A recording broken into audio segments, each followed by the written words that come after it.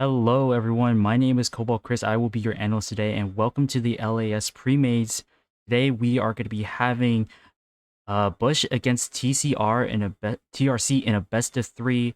And here I am with my casters, Dreams and Banana Bread. How are you guys doing today?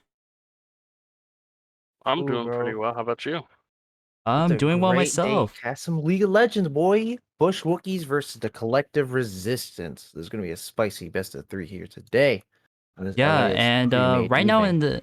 right now in the standings, we do see that Bush is 1-0 while TCR are 0-1. So how do you think this is going to be worked in this series, or like how do you think they're going to be adapting against each other? What do you guys think? Hmm. Um, So well, far, I mean, Go ahead. my bad, bro. You go. I was just gonna say that I'm a little bit biased because the name Bushwookies just sounds absolutely amazing. So I do hope that they put on a good showing on stream, keep that streak going. But TCR, still nobody to sneeze at. I think they're also a really solid team, and looking for some very action-packed games. So Yeah, Yeah, man. thank Just you. going back. hmm Oh, Oh my yeah, go bad. on Keep ahead. going. Go on ahead. No, you can go. Yeah, bro. Just going back, looking at the match history here. Got to go through a little bit. TCR went against Mint Gold. They lost 2-0 there. And then the Bush Wookiees, they faced off against. Let's see, where is it? It's up here. Nope. Oh. Oh, no, they won by FF.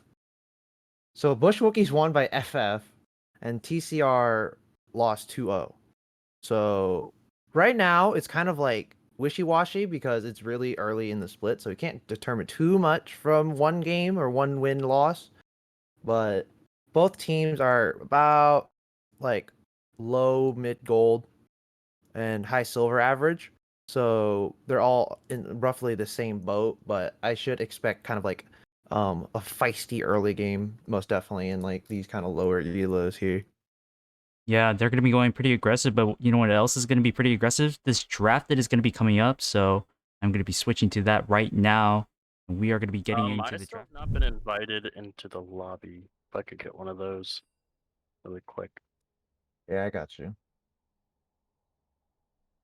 Probably because I don't have either of you added on League, but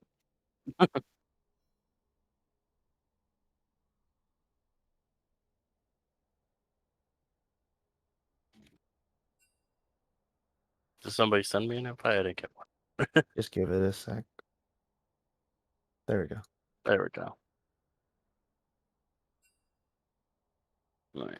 Oh man, already we're in the draft already. Leona taken off the table, Swain taken off the table. I know Lunds plays a lot of Swain. He has a lot of that in his arsenal there in his support pocket. And Leona is just one of those like really strong supports that can capitalize on like a lot of aggression early.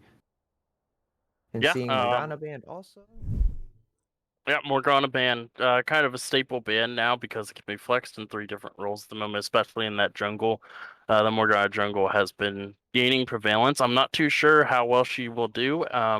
We do have to remember that this is the post 11.10 patch, so the jungle changes have come in. A lot of things are different about the jungle, so we have to keep a close eye on which junglers we are going to get. If the jungle pathing is changing from these champions as well.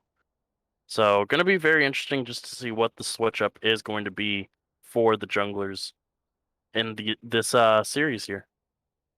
Yeah, looks like Thordrin's gonna pick up that Jinx here. Win rate in solo queue is a little bit standoffish, but his KDA is about average also. Puts up some decent CS numbers relative to his rank. So gonna pick up the Jinx there. Got a good amount of buffs the last couple patches. So it's very, very nice. Volibear is going to be hovered and it's going to be picked here in gaming. Absolute staple there, the Thunder Bear in the jungle. And we'll see what TCR pick here second for the ADC here, maybe. Yeah, I actually do not have the link for the game or for the draft. If somebody send I that to me got really it. quick.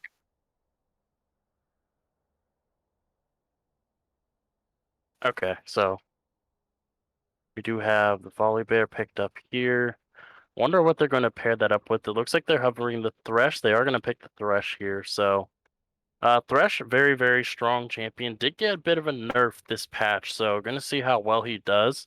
Riot thinks that he was too strong 2 patches in a row, so they dropped him down a bit, pegged 2 patches in a row. So going to be interesting to see. I mean, really, that Thresh is good, mostly for those very good hook engages on champions that are unawares, but there's the Lulu paired with the Jinx, and this is a very, very terrifying lane to go up against because of how strong the Lulu is in the current meta right now, especially after the buff, which I thought was completely unnecessary.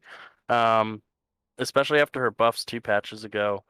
She is extremely strong. Pairing that with the hyper carry, AD carry like the Jinx is going to be very difficult for TCR to deal with, and they're going to include that Rammus as well there in the jungle. Rammus did get a bit of a minor change, getting the ultimate with the Powerball combo, being able to just jump into the middle of enemy teams.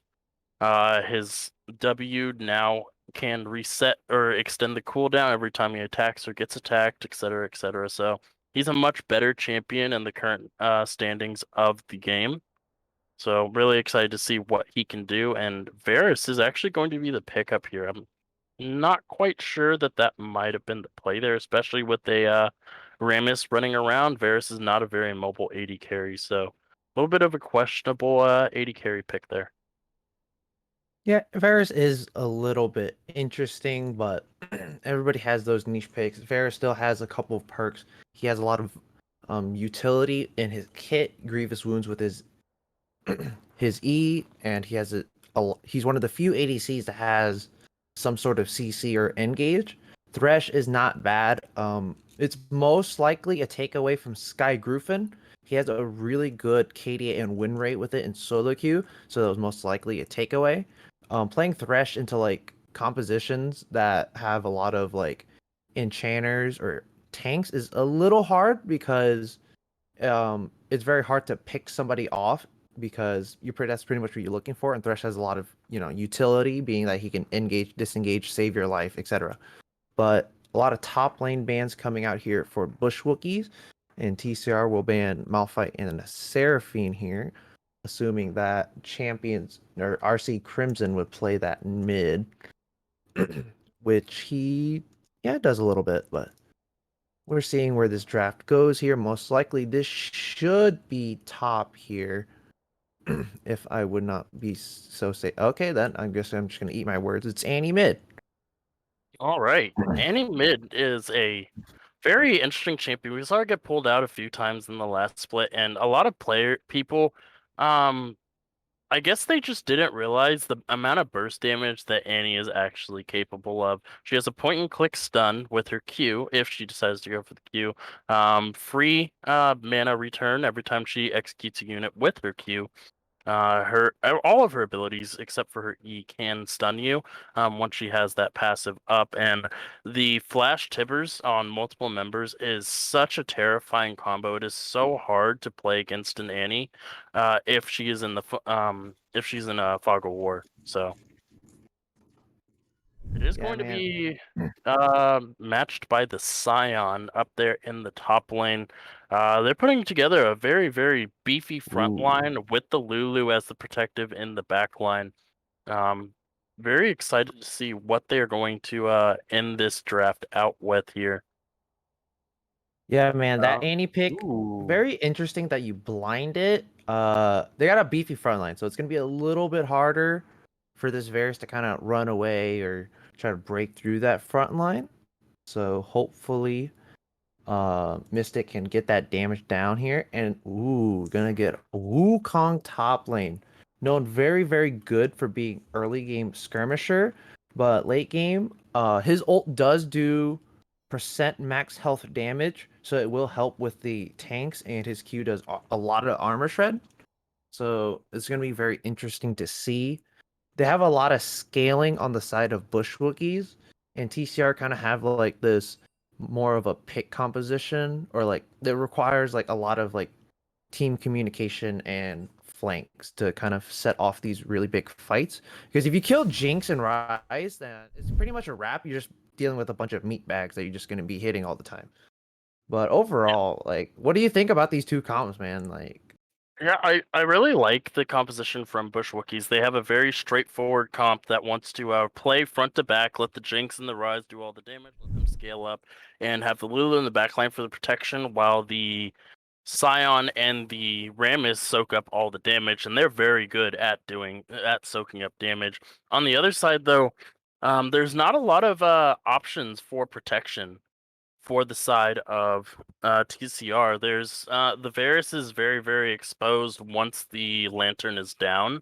The rest of his team kind of wants to just go in and do the team fight, and the Varus kind of just gets left to the wayside. It can be very, very dangerous with the composition that the Bushwookies have built.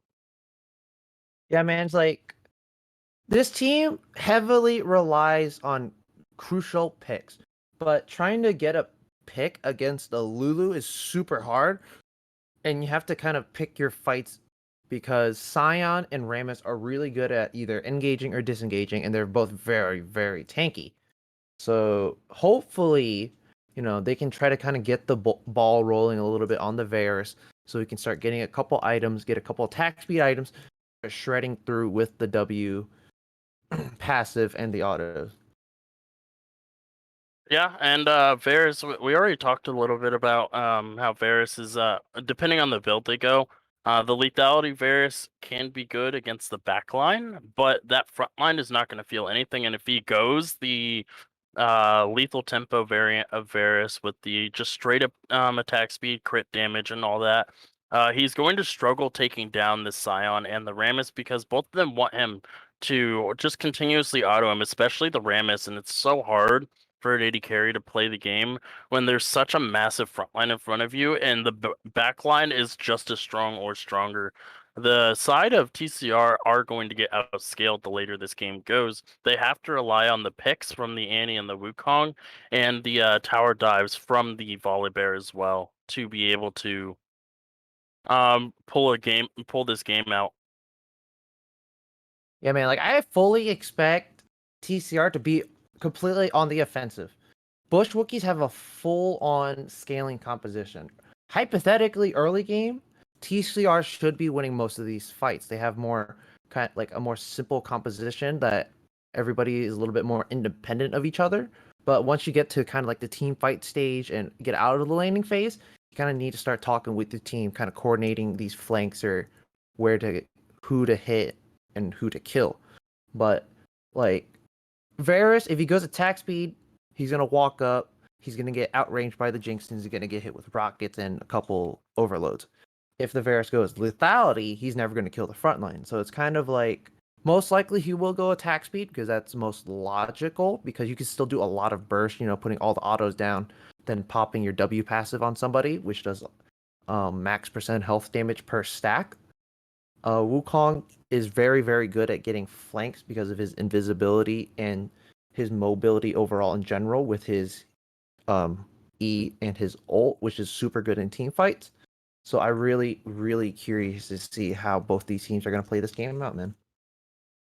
Yeah, it's going to be very, very difficult for the side of TCR to find avenues and back into the game if they can't just force the game to end within like the first 25 minutes, because once this game reaches around the 30-minute mark, their composition is just going to fall apart against the side of Bushwookies. Their scaling is better. Their champions, they have harder scaling. The meat wall is going to be so hard to deal with, especially because your two of your main damage dealers are AD, which Rammus and Scion are very good at soaking up. The Annie, if the Annie doesn't have flash, would also have to fight front to back, or maybe look for a flank on the back line, but even that is difficult because the Lulu brings so much utility to protect the back line. It is very hard for flanks to actually succeed the later this game goes. So they really have to put pedal to the metal from the start. I do expect an invade. Thresh is very good at invading. The Volibear can also invade if he decides to start the queue as well. The Annie can charge up her W if she wants to go that route as well. So they do have avenues for a level 1 invade that could succeed, and That's what I do expect from the side of TCR, just to get the ball rolling early on. If not, I do expect early ganks from the volley bear down into that bot lane. Jinx isn't a very mobile AD carry until she gets her get excited passive, which means she has to kill somebody first.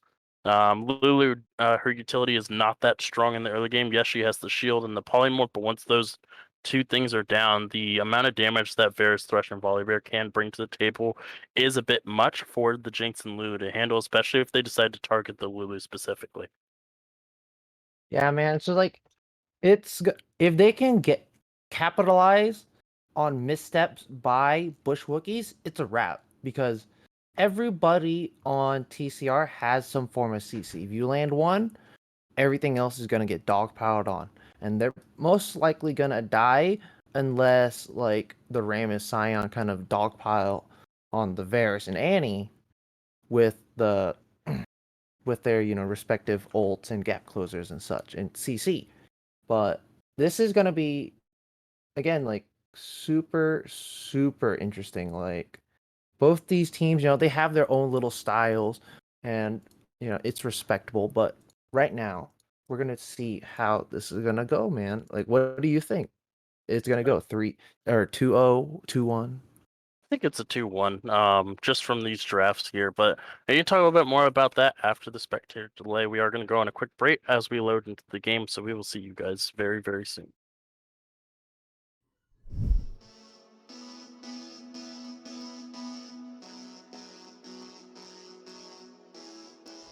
Welcome to the world, no heroes and villains. Welcome to the war, we've only begun. So pick up your weapon and face it. There's blood on the ground, go and take it. You get one shot to make it out alive. So higher and higher you chase it. It's deep in your bones, go and take it. This is your moment. Now is your time. So prove yourself and make them remember that you pursue your land. They will remember that you welcome to the climber. Reach for the sun.